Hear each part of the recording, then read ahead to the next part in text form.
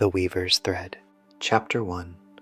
The Loom of Fate. In the village of Chimera, where the mountains kissed the clouds and the rivers sang songs older than memory, there lived a girl named Lyra who could see what others could not. Nothing so grand. Lyra saw threads.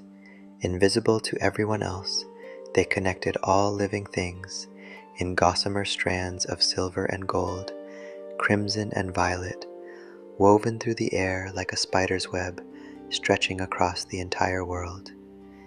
They pulsed with light when people laughed, dimmed when they grieved, and sometimes, rarely, snapped with a sound like breaking glass that only she could hear.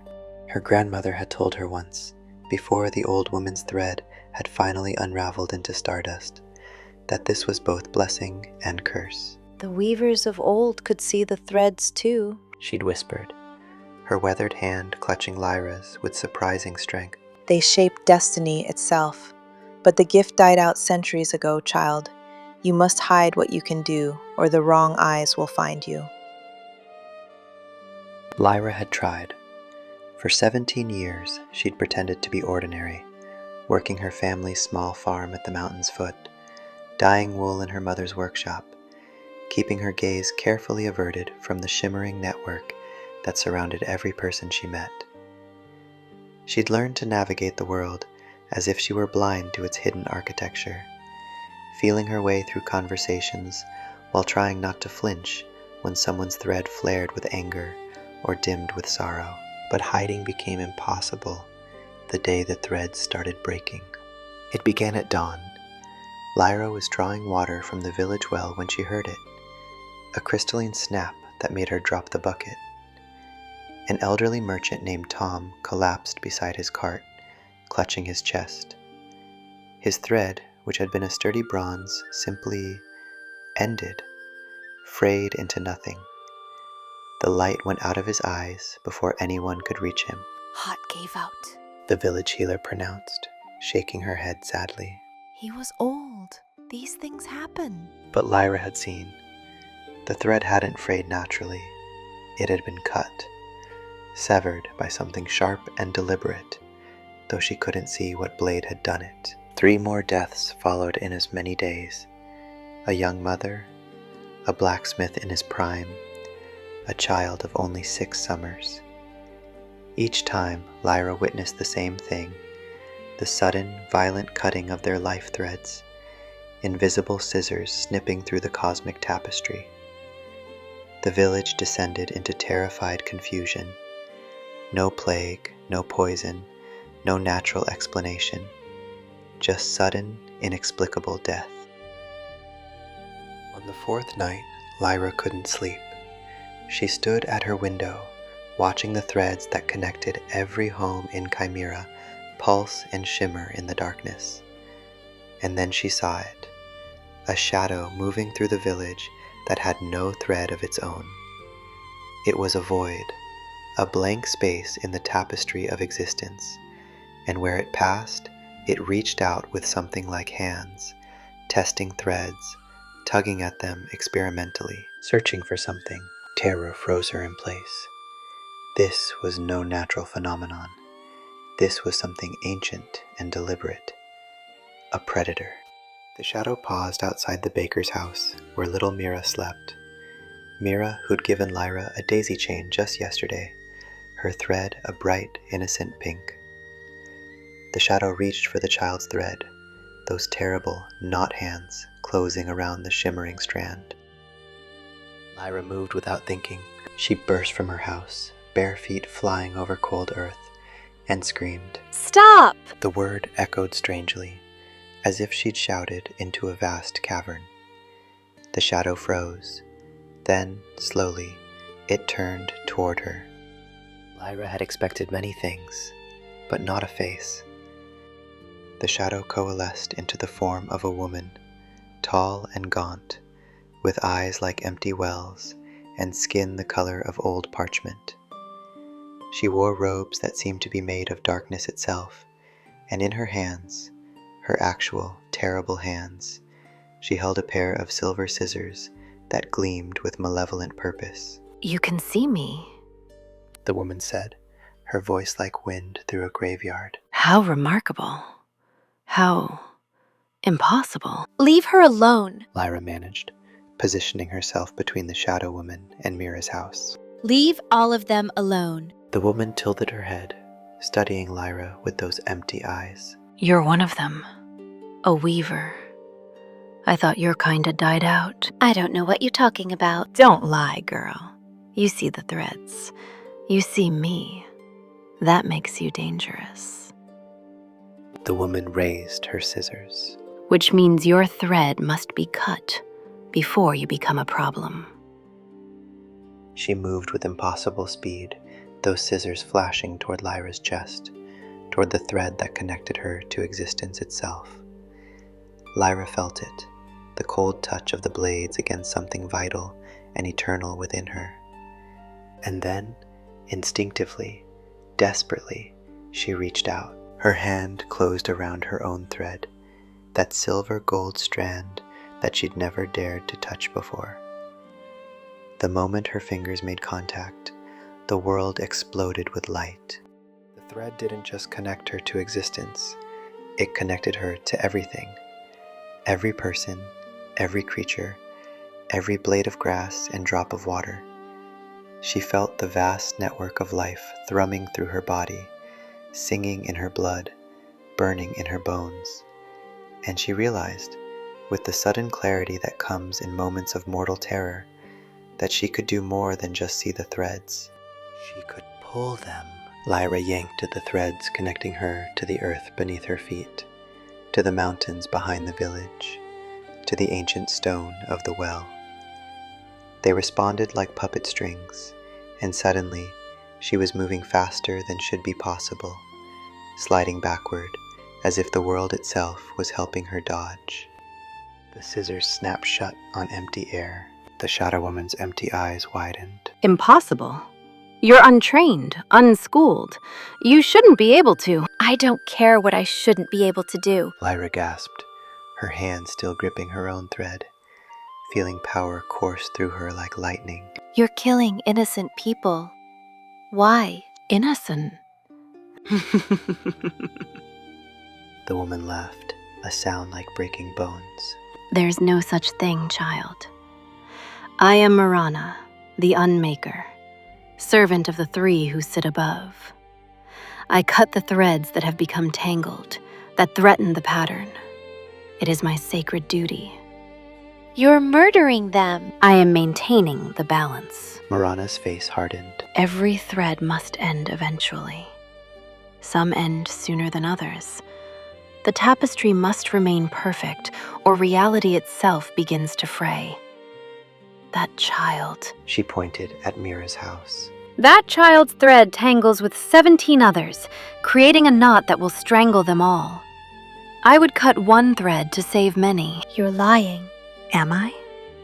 Marana gestured, and suddenly Lyra could see what the Shadow Woman saw. Mira's bright pink thread extending into the future, weaving around and around others until they choked, darkened, died. A future of suffering, spreading like rot from a single point. This is what you don't understand, little weaver. This is why your kind were hunted to extinction. You see the threads, but you don't see the pattern. You don't understand what must be done. Lyra's mind reeled. Could it be true? Could Marana actually be preserving some kind of cosmic balance? But she looked at that bright pink thread, thought of Mira's laughter, and felt something solidify in her chest. No, She said firmly. I don't care what the future might hold. You don't get to decide who lives and dies based on what might happen. That's not balance. That's just murder with extra steps. Marana's expression shifted to something almost like pity. Then you are a fool, child, and a dangerous one at that. She raised her scissors again. The three who sit above will not tolerate another weaver upsetting the design. I will end you here, quickly, before you can cause more harm. Be grateful I'm merciful. She lunged forward, Scissors aimed at Lyra's heart, but Lyra was already moving. She pulled at every thread around her, the earth, the air, the sleeping village, and felt them respond. The ground beneath Marana suddenly shifted, throwing the Shadow Woman off balance. The air thickened, slowing her strike, and Lyra's own thread blazed with light so bright that Marana actually flinched backward, hissing.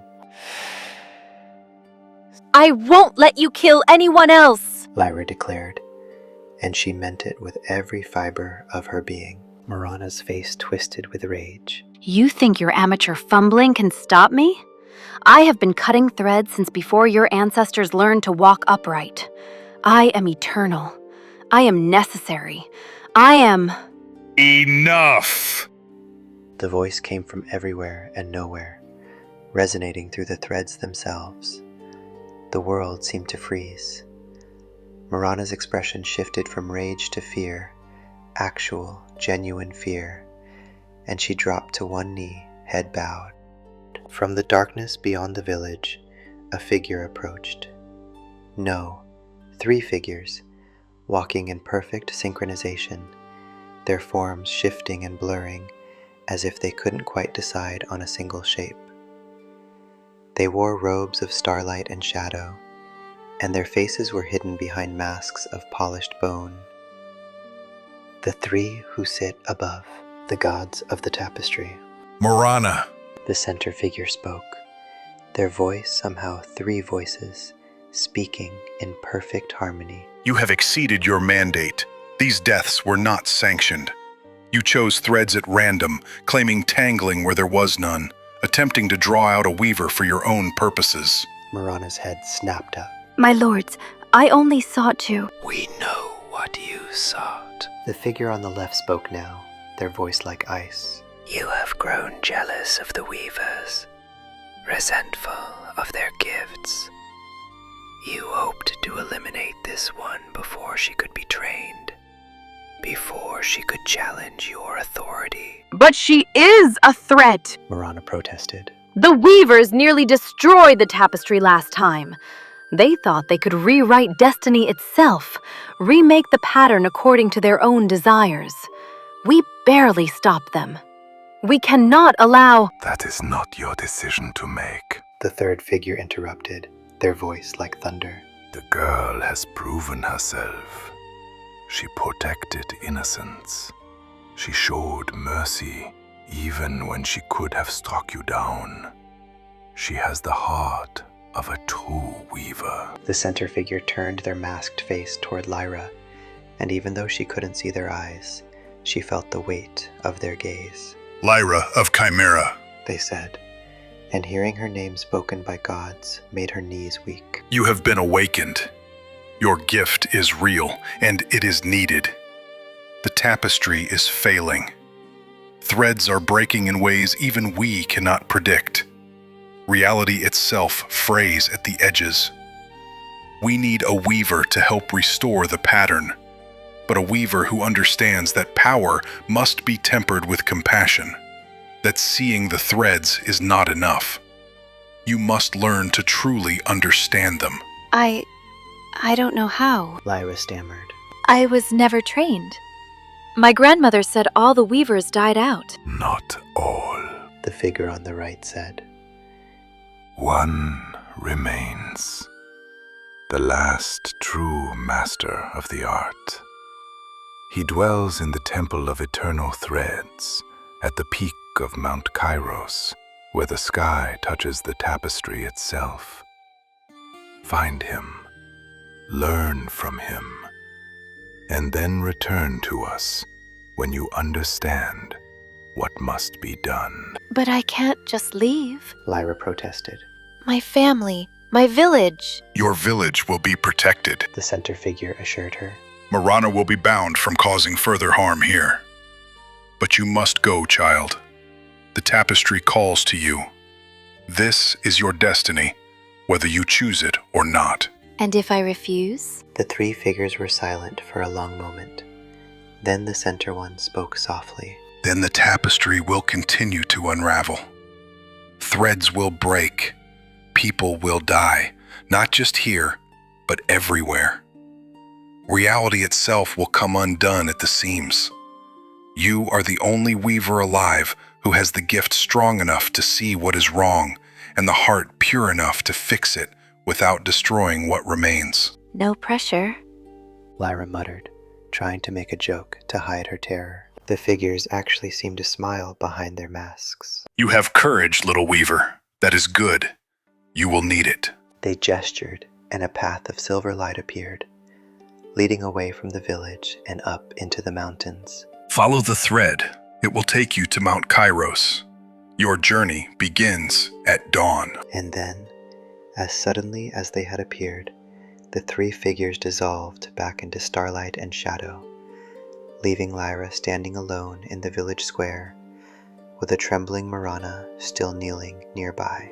The Shadow Woman looked up, her empty eyes filled with something that might have been hatred, or might have been despair. You think you've won, She whispered. but you have no idea what you've inherited. The weight of the tapestry will crush you, girl. You'll beg for someone to cut your thread before the end. Maybe, Lyra said quietly. but I'm going to try anyway. Marana laughed, a horrible, broken sound, and then dissolved into shadow, vanishing like smoke.